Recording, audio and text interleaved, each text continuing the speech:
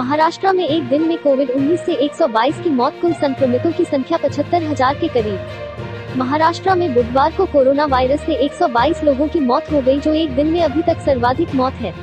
इसके साथ ही इस महामारी से राज्य में मरने वालों की संख्या बढ़कर 2,587 हो गई है। स्वास्थ्य विभाग ने बताया कि 2,560 नए मामलों के साथ राज्य में कुल संक्रमितों की संख्या 74,860 हो गई है।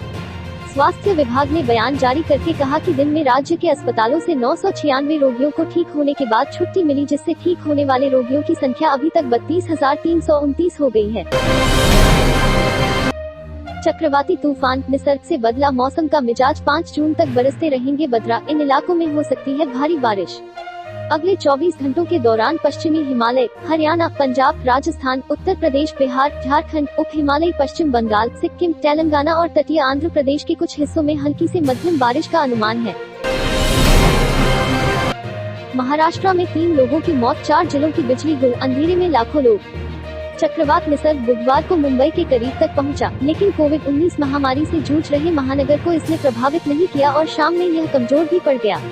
हालांकि इसके पड़ोस के रायगढ़ और पालघर जिले में तूफान के चलते पेड़ उखड़ गए। महाराष्ट्र तट पर आज दोपहर 120 किलोमीटर प्रति घंटे की रफ्तार से पहुंचने के बाद यह चक्रवात शाम में कमजोर पड़ गया। देर रात तक यह और कमजोर हो जाएगा। भारत मौसम विभाग ने नई दिल्ली में यह जानकारी दी। इस बीच पुलिस ने बताया कि महाराष्ट्र के रायगढ़ जिले के उमाद गांव में चक्रवात से बचने की कोशिश में अपने घर भागने के दौरान 58 वर्षीय एक व्यक्ति पर बिजली का एक ट्रांसफार्मर गिर गया, जिससे उसकी मौत हो गई। एक अधिकारी ने बताया कि चक्रवात से संबंधित 2 अलग घटनाओं में पुणे जिले में 2 लोगों की मौत हो गई। केरल में हथिनी की हत्या पर पूरे देश में गम और गुस्सा, मेनका ने राहुल से पूछा सवाल। केरल में गर्भवती हथिनी को बर्बरता से मारे जाने की घटना से पूरा देश हैरान है। हर कोई हथिनी की दर्दनाक मौत पर शोक जता रहा है और दोषियों पर कड़ी कार्रवाई की मांग कर रहा है। इस बीच पशु अधिकारों पर काम करने के लिए मशहूर भाजपा सांसद मेनका गांधी ने काफी सनसनीखेज दावा किया है। उन्होंने कहा कि केरल में हर तीसरे दिन एक हाथी को मारा जाता है। उन्होंने कहा कि खासकर मल्लापुरम जिला जानवरों ही नहीं, इंसानों पर बर्बरता की घटनाओं के लिए पूरे देश में कुख्यात है। मेनका ने कांग्रेस के पूर्व अध्यक्ष राहुल गांधी की चुप्पी पर सवाल उठाते हुए कहा, राहुल गांधी उसी इलाके से हैं, उन्होंने कार्रवाई क्यों नहीं की। शिक्षक भर्ती काउंसलिंग में सोशल डिस्टेंसिंग दरकिनार। नगर के मिनी डाइट बड़ेल परिसर में बुधवार को आपाधापी के कारण बेसिक शिक्षा विभाग के सहायक शिक्षक पद की काउंसलिंग महज कुछ घंटे ही चल सकी। इस दौरान करीब 312 अभ्यर्थियों के अभिलेखों की जांच हो सकी। फिर कोर्ट का आदेश आने के कारण प्रक्रिया रोक दी गई। विभाग ने जिले में सहायक अध्यापक के रिक्त 1310 पदों के लिए काउंसलिंग का कार्यक्रम घोषित किया था। पहले दिन बड़ी संख्या में अभ्यर्थियों के आने की उम्मीद से काफी पुलिस भी तैनात थी। काउंसलिंग स्थल पर भीड़ रोकने के लिए बड़ेल नहर मार्ग पर बैरियर भी लगाकर केवल अभ्यर्थियों को ही जाने देने की अनुमति थी।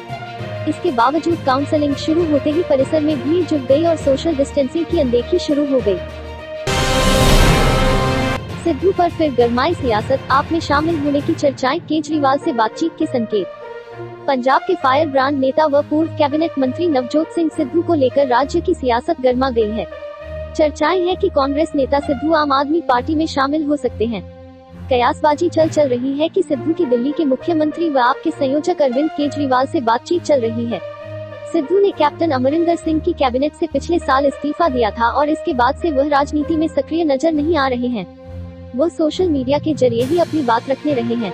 उनके एक बार आम आदमी पार्टी में शामिल होने से कांग्रेस में भी बेचैनी है।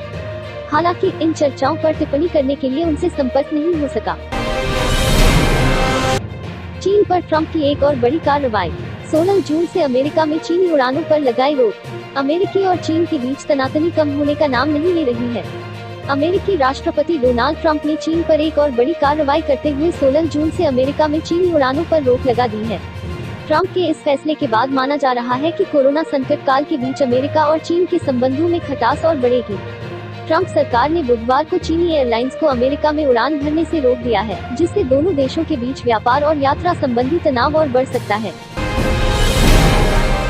लैक पर भारत चीन के बीच तनाव हुआ कम, गलवान घाटी में 2 किलोमीटर पीछे हटी चीनी सेना।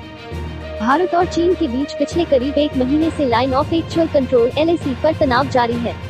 इसे लेकर दोनों देशों के बीच सैन्य और कूटनीतिक स्तर की बातचीत भी की जा रही है।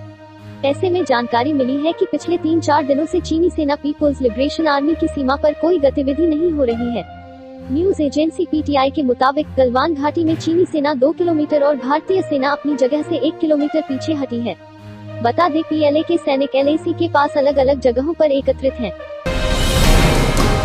ऑस्ट्रेलियाई पीएम के साथ पीएम मोदी की वर्चुअल मीटिंग, विपक्षीय संबंधों पर होगा चर्चा। प्रधानमंत्री नरेंद्र मोदी गुरुवार को ऑस्ट्रेलिया के अपने समकक्ष स्कॉट मॉरिसन के साथ विपक्षीय वर्चुअल समिट करेंगे। इसमें दोनों देश अपने द्विपक्षीय संबंधों की समीक्षा और कोविड-19 महामारी से निपटने के मुद्दे पर चर्चा करेंगे। विदेश मंत्रालय के प्रवक्ता अनुराग श्रीवास्तव ने बुधवार को इसकी जानकारी दी।